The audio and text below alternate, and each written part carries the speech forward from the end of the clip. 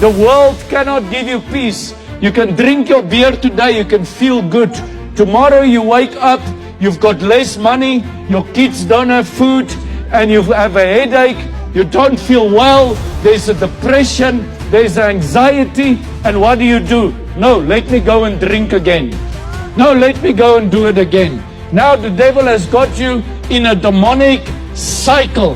He wants to keep you in a demonic cycle, that he can put you in bondage, that he can put you in a prison that enslaves you in your sin. But if you follow Jesus, my brother, my sister, you will experience peace. You will experience love. You will experience how God will move in every area of your life. How he will make a way for you where there is no way. How he will split the sea for you. How he will give you a cloud by day and a fiery pillar by night. The Lord will feed you with the manna that comes from above. The living bread will become your food.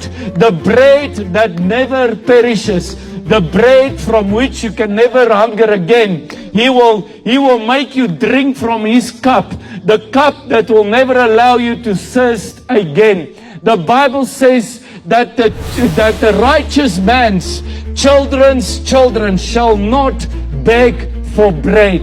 It means there's a supernatural, generational blessing that God will unlock over your life.